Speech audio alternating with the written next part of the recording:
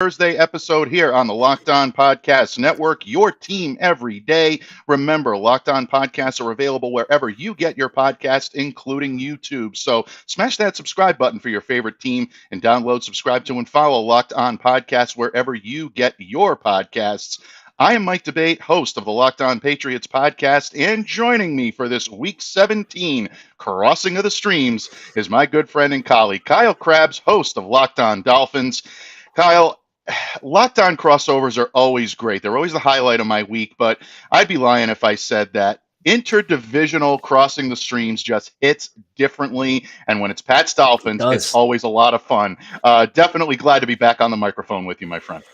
Yeah, it's been a while since we've had a chance to catch up. Obviously, week one was the first showcase this year, and what a roller coaster both of these teams have taken both of us and our fan bases on. And we're playing meaningful football late in the year, even if the momentum is not necessarily on either one of our sides as things currently stand. But it's good to catch up with you, looking to hear what's going on in Foxborough and company up there in the Northeast, and get prepped for this game on Sunday.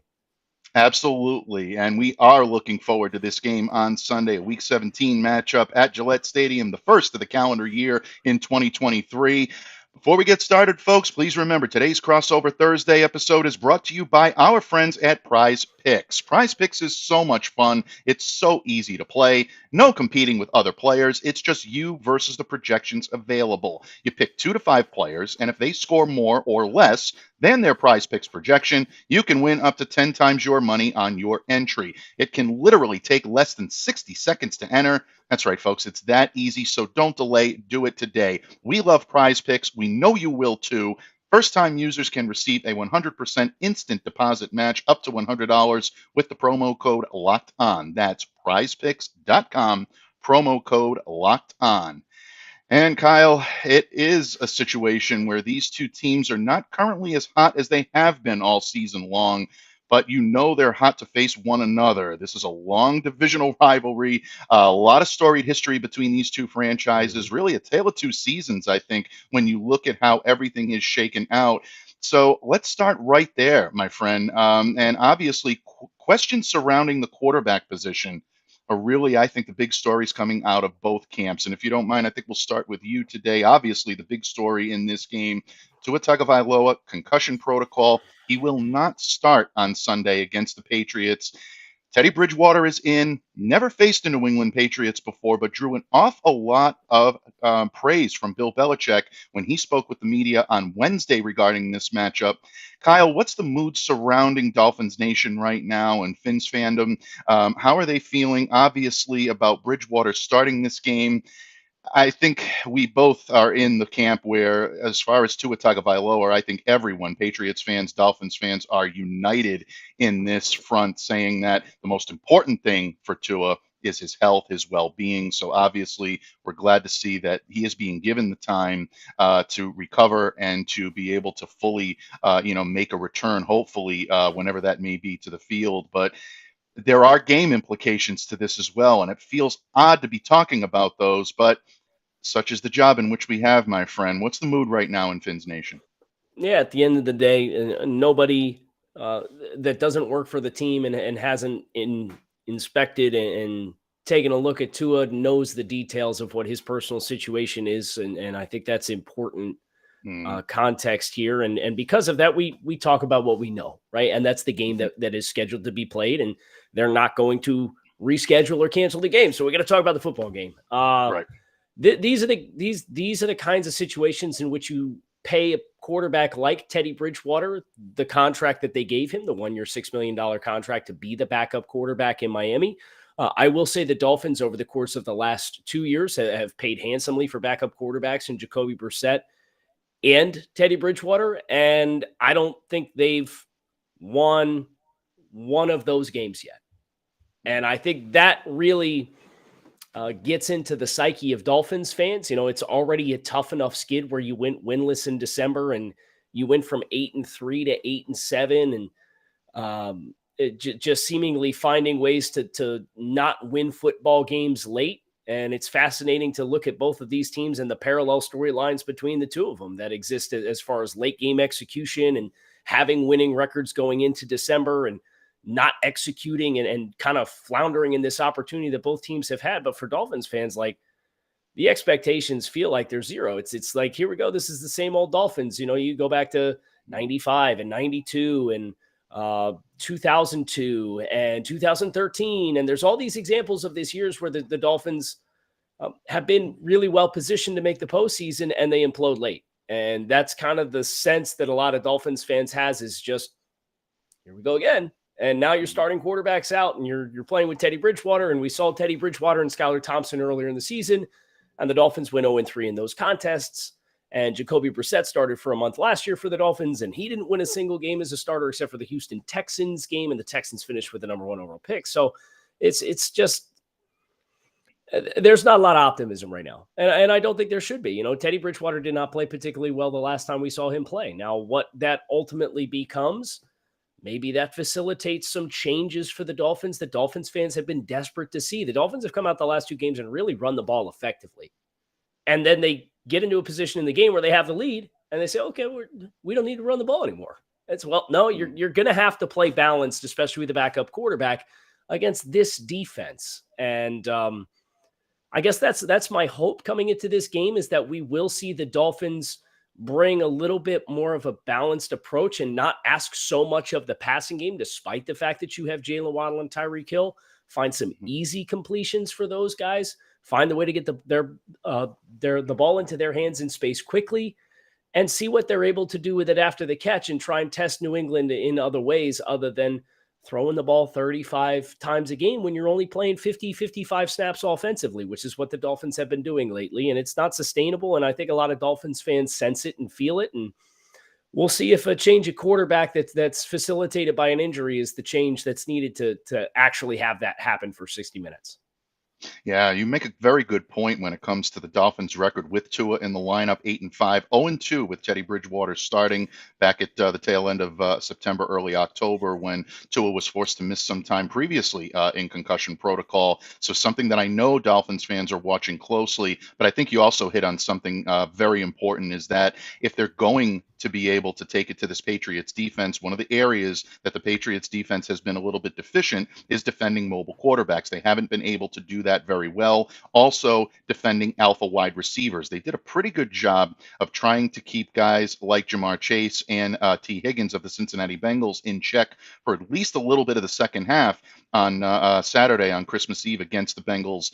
Patriots are going to need to try to pull upon that again. But again, a very difficult situation, a very difficult matchup for the Patriots there. And we're going to get more into those matchups, folks. But Kyle, obviously there are other storylines coming out of Miami, not just related to Tua and Teddy and the quarterback situation. For the benefit of our listeners here on Locked On Patriots, what are some of the big storylines coming out of Miami that don't involve the quarterback position? Yeah, there's some other significant players that are in question with injuries this week. Bradley Chubb being one, fullback Alec Ingold is another. It sounds like both of those guys have soft casts on a hand right now. Teron Armstead and Melvin Ingram, a couple veteran players, did not practice midweek, but that's not necessarily anything out of the ordinary. They get a lot of vet rest days. I would expect both of those latter two will go. But from a Dolphins perspective, Ingold is a really valuable chess piece in the offensive structure and being able to fill a lot of different roles to keep them personnel flexible. And then obviously the Dolphins went out and got Bradley Chubb. I think the other storyline to watch is the Dolphins defensively, how much they will choose to bring pressure in this contest. Josh Boyer, despite the fact that the Dolphins are down like 4 corners and 3 safeties, is still very much of the mindset, despite the fact that they went out and they got a pass rusher at the trade deadline, that I got to bring extra bodies at the quarterback. And it really bit him in the rear end against against the Green Bay Packers this past week in giving up 16 consecutive points to end the game. So I'll be looking at how aggressive the Dolphins choose to be, especially when you transpose that against the first matchup that these two teams played when the Dolphins limited the Patriots to 7 points and 271 yards offense. Absolutely. And, the New England Patriots as well are dealing with their own situations with injury. And that really, I think, is one of the big storylines coming out of Foxborough right now. You're looking at a depleted secondary with Jack Jones and Jalen Mills both still missing practice. They're both still dealing with injuries. There are situations where Marcus Jones did not practice on Wednesday. He has been their biggest and probably their most Mhm. exciting weapon in all three phases of the game. That'd be a huge loss if the Patriots are dealing with him being anything less than 100%, or dare I even say out for this matchup. So something to keep an eye on there as well. And of course, it's consistency. That really has been the plague of the New England Patriots all season long. We see flashes of their ability to move the football on offense. We saw it a little bit against the Cincinnati Bengals on Saturday. Didn't see nearly enough of it. And then just mental mistakes that seem to plague this team in the latter part of the game. And that is so unusual for a New England Patriots team to essentially, Kyle, shoot themselves in the foot over and over again. We've seen it now 2 weeks in a row. That's something that is a concern for the Patriots. So as we continue to move forward here on Locked On Patriots, Locked On Dolphins crossover Thursday, we're going to get into some of the key matchups. Kyle and I are going to drill a little bit deeper into some of the issues we've talked about and talk about what we're going to keep our sharp eye on when these two teams take the field on New Year's Day at Gillette Stadium. We'll be back with this episode of Locked On Patriots and Locked On Dolphins in just a moment. But first, folks, this episode is brought to you by Audible. Audible is releasing a slate of new football podcasts that we're sure you're going to love. That's why you'll be able to find an episode from The League available as a bonus episode on Locked On NFL.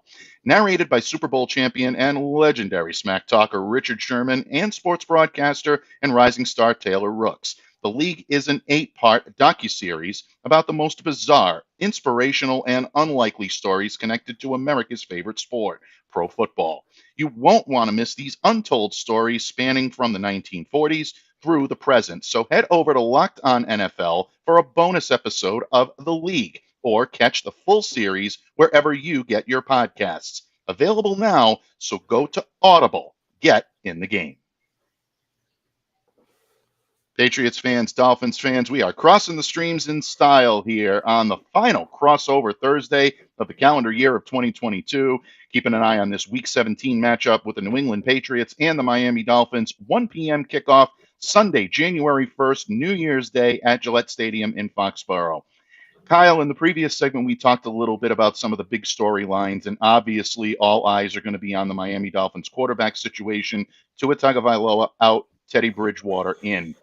That's definitely a concern for both teams, and it's definitely a matchup that I think a lot of our fans, mutual fans, are going to be watching. But when you have your eyes on the field on Sunday, my friend, when you're watching this one, what are going to be some of those matchups that you think could determine the outcome of this game coming up between the Dolphins and the Patriots?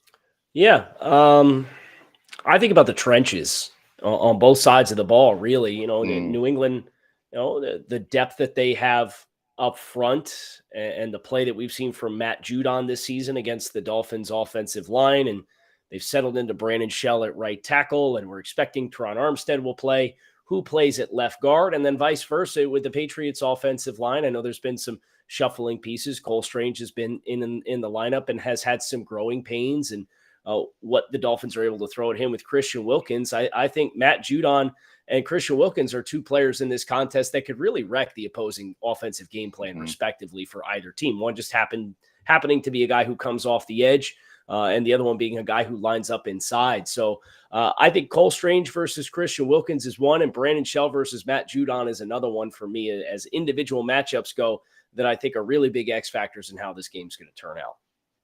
Yeah, I think that the trenches are absolutely something to keep a close eye on. And in my opinion, I think I take it really up to the step that you've taken it to. And I'm going to throw Trent Brown into the mix. Trent has had a difficult season for the New England Patriots at left tackle. And that has been an area where the Patriots have been vulnerable when Mac Jones is under pressure. And he has been for the better part of the season. It's those strategic blitzes coming from the second and third level. A lot of times last year, they came from the right side. They attacked a lot of what the Patriots were doing at the right tackle position. This year, Kyle, you're seeing them come from both sides because the Patriots play at both ends have really been difficult, and it's given Mac no time to be able to set his feet, to be able to view the field, see the field, and make completions. It's led to a lot of missed receivers. Some of the fan base in New England is going to continue to blame Mac for missing some of these receivers. I happen to think they have a point. There are times where you look at the field and you say, protection is good. He's missing guys. That's unexcusable. But it's also, I think, disingenuous to put it all on Mac's shoulders and not shoulder the blame with some of the difficulties that they had at the tackle position. And then including also, obviously, there's been some play calling issues. I'm sure you've heard them. Our fan base has definitely heard them ad nauseum over the course of the last year or so with how things have gone under Matt Patricia and Joe Judge calling plays on offense. So that to me is going to be an interesting matchup for the New England Patriots on offense. Can they battle through what is almost certainly to be a pressurized situation with Miami's defense on Sunday? I'm going to flip it over and ask you when you look at this matchup from an offensive standpoint with Miami, especially now with guys like Teddy Bridgewater going to be starting. He still has Tyreek Hill. He still has Jalen Waddle. There is still a trio of potent running backs, all of which have experience under Mike McDaniel in previous incarnations. We're talking guys like Raheem Mostert, Jeff Wilson, and Salvon Ahmed, who can be a weapon in a lot of dual threat capabilities. He's not a name that you hear often on a lot of national broadcasts, but I've followed this kid for a while and I know what he can do.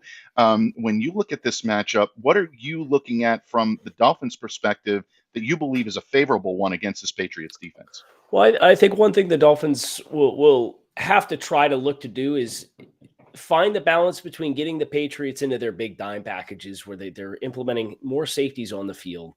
Mm-hmm. And maybe you're putting those guys in a position to fit the run and try to play physical with them in the box. One thing that the Dolphins did successfully against the Buffalo Bills was they found DB Teron Johnson, who's their nickel back and kind of a safety linebacker hybrid type player, consistently fitting up on the second level, and they really got after him. So I think for Miami, finding opportunities to get smaller bodies fitting in the box, or conversely, getting your pass personnel out there, try and facilitate getting a player like Josh Uche on the field, who's been phenomenal as a pass rusher this year, but then find opportunities to run out of those sets and try and run after him, whether it be that with Jeff Wilson or someone else. So I think New England does a really good job with their personnel of putting their guys in a position to have success defensively. But if I'm Mike McDaniel, this is one of those ones where you kind of got to live up to your label as a really sharp offensive mind to play the games and put the personnel groups out there that you want to be able to then go attack them in the ways that they're not at their best. So I think from that running game perspective, trying to get those big dime packages on the field with those four safeties and trying to get Josh Uche out there and trying to run directly at him and challenge him are two things that the Dolphins should aspire to do. And whether or not they actually do that, well, we'll find out on Sunday. Yeah, and you mentioned Josh Uche. That's definitely a key for New England as well. You want to get him and Matt Judon working in tandem to try to disrupt Teddy Bridgewater's rhythm. Those guys have been very good at doing that from a pass defense standpoint, and that's something the Patriots would love to keep Uche in. I think you make a very interesting point that if the Dolphins start running at him with some of their multi-threat runners that they do have, it can create matchup problems, and that's something that could be a problem for the New England Patriots. And it's also going to free up Teddy Bridgewater to extend plays with his legs, which we know that he can do. And again, as I previously stated, that's been a problem for the Patriots. If there's one thing that still concerns me, though, with New England, and I sound like a broken record these last few weeks, but it's the health of the secondary, particularly the cornerback stable for the New England Patriots. Conventional wisdom with Bill Belichick says he's going to take away your top pass catching option and make the other guys beat you. That's essentially how he's done business since taking over here in New England. And whether you say that it's going to be Tyreek Hill or Jalen Waddle, that's probably a conversation that Dolphins fans are more equipped to have than Patriots fans in terms of who your top option is. But you look at the personnel that the Patriots put out there on the field, you usually put your top corner, or at least your top cover corner, on the second option and then use a platoon to try to stop the first. That's going to be difficult. Jonathan Jones banged up. Jalen Mills has missed the past couple of games. Marcus Jones, again, missing practice, as I said earlier. And Jack Jones, the rookie corner, really kind of like the ball hawk that's almost taken the place of J.C. Jackson this year, has been on the shelf with a knee injury. There's your top four players at the position right now, either severely compromised or possibly out for this game. So if there's a way that Teddy Bridgewater can exploit that hole in the Patriots defense, it could be a long day for the Pats on New Year's Day. Definitely not a matchup that the Pats are looking forward to. So as the week goes on, obviously we'll continue to monitor that situation and monitor those guys. But right now, Kyle, it's looking very bleak in terms of the Patriots corners, and we're hoping for the best here in Foxborough that things will get indeed better. But my friend, it is almost time to make those predictions. We've talked about some of the matchups, we've talked about some of the big storylines, but Kyle and I are not going to leave for the year here on Locked On Crossover Thursday without letting you guys know what we believe will happen on the field this coming Sunday. Game predictions for Pats Dolphins when this episode of the Locked On Patriots podcast continues. BetOnline.net is your number one source for sports betting information, stats, news, and analysis. Get all the latest odds and trends for every professional and amateur league that's out there, from pro football to college bowl season to basketball. They have it all at BetOnline.net. If you love sports podcasts, you can even find those at BetOnline as well. They are your fastest and easiest way to get all of your betting info. So head to the website today or use your mobile device to learn more. BetOnline, where the game starts. Did you know that driving high is considered driving under the influence? That's right. Driving under the influence of marijuana is against the law in every state, even in states where marijuana is legal. It means driving high could get you a DUI. And if you don't think law enforcement can tell when you're driving high, you're wrong. Your friends can tell, your coworkers can tell, even your parents can tell. So what makes you think that law enforcement officers don't know when you're driving high? Driving under the influence of marijuana can slow your response time and change how you perceive time and speed. So even if you think you're fine to drive when you're high, you're not. The bottom line is if you feel different, you drive different. And driving high is considered driving under the influence. So remember, drive high, get a DUI. Paid for by NHTSA. Patriots fans, Dolphins fans, it has been a blast crossing the streams with my friend and colleague Kyle Krabs of Locked On Dolphins. I'm Mike Debate, host of Locked On Patriots. It's Pats Dolphins hooking it up week 17 of the 2022 NFL season. First game of the calendar year in 2023. The 8-7 Dolphins, the 7-8 Patriots, all facing the potential of their playoff lives flashing before their eyes in this one, Kyle. Obviously, we've talked big storylines. We have talked key matchups in this, but ultimately there will be a winner or there will be a loser unless there's a tie, folks. I know that's a possibility, but we're kind of gunning on having a definitive winner on this one. Kyle, when you look at this matchup, we know that there are concerns on both sides of the coin, but we also know the potential of both these two teams when they play well. How do you see this one shaking out on Sunday? Is this going to be a win for the Dolphins? Is it going to be a win for the Patriots? Or is it really too close to tell at this point? Well, I look at a couple of things, and I know I've kind of communicated the pessimism that exists in the Dolphins fan base right now. And I certainly think having to play offense differently than the way that you have aspired to will kind of create a wild card in this matchup, but I really don't like the vibes for Miami going in. This is a young team with a first-year head coach trying to buckle down and stop what is a catastrophic slide from 8-3. And we're facing a situation where New England, they win, they put themselves in a position to win and in week 18. And there's nothing more terrifying for Dolphins fans than week 17, than the phrase week 17 clinching scenario, which is where they find themselves, where if they beat the Patriots and the Jets lose to the Seahawks at 4:00, the Dolphins will clinch the 7th seed. I think about the fact that the Dolphins have won 4 in a row and 5 of their last 6 and 7 of the last 10 in this matchup.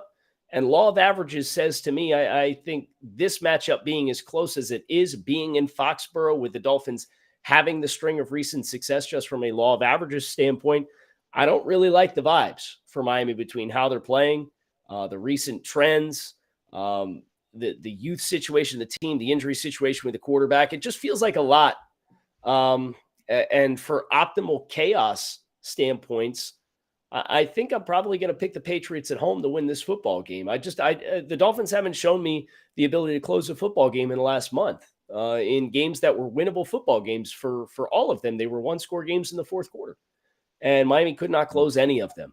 So I understand that the Patriots offensively are a little bit different than playing the Buffalo Bills in Buffalo, right? I know they don't have that kind of firepower, but if you told me this game was 20-16 one way or the other, I wouldn't be surprised.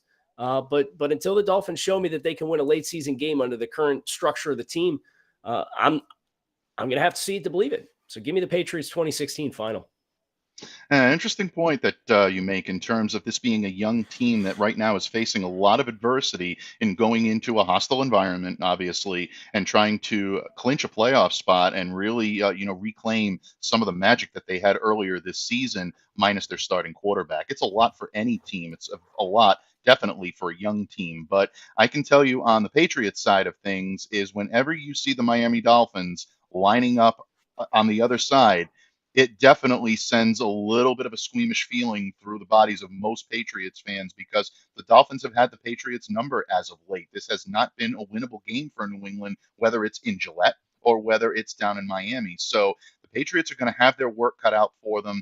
Mac Jones and the New England Patriots absolutely have to move the ball on offense. They cannot do it inconsistently. They cannot do it intermittently. Otherwise, the familiarity that Miami's defenders have will eventually get to the Patriots offense, and it could make things very difficult for New England on Sunday. I know you mentioned earlier guys like Bradley Chubb and Jalen Phillips have had intermittent success lately in terms of rushing the passer and in terms of being able to put pressure on the quarterback, but this is something that New England has had difficulty containing themselves. So that to me is something that if the Patriots can do that, I like their chances of being able to keep their offense on the field and give their defense a little bit of a break. And the wild card in all this, Kyle, is if the Patriots can force any type of defensive points or special teams points. Mm-hmm. They've been one of the best teams in the league at doing that. They nearly pulled out a comeback that no one thought they could pull off on Saturday against the Cincinnati Bengals. But for a couple of last-minute snafus, this team was well on their way to being able to take it to one of the better teams in the league. So if the Patriots do that and they maintain their cleanliness in the closing moments, I like their, to steal a term from what you said, I like the vibes that the Patriots are giving off. Even in the loss on Saturday, you could sense the confidence starting to creep back into this room about the Patriots being able to hang with anybody. So I'm going to go out with a Patriots final score here of 24-21. I think they yield a little bit of points on this, but in the end, I think they're able to take advantage of just enough confusion on the offensive side of Miami to be able to take advantage of it. So I like the Patriots by 3 in this one to win and keep their playoff hopes alive. Well, it'll definitely be an entertaining game, and everybody, New Year's Day, 1 o'clock, AFC playoff spot on the line in this matchup. So make sure that you are tuned in and hit subscribe to Locked On Patriots and Locked On Dolphins for all of your needs all season and also all off season. We are your team every day. We don't just say it. We live it here on the Locked On Network. With Mike Debate, I'm Kyle Krabs. Make sure you check out all the great shows that we have on the Locked On Network. We appreciate you checking out this crossover Thursday. Enjoy the rest of your day. Enjoy the game on Sunday, and we'll see you again soon.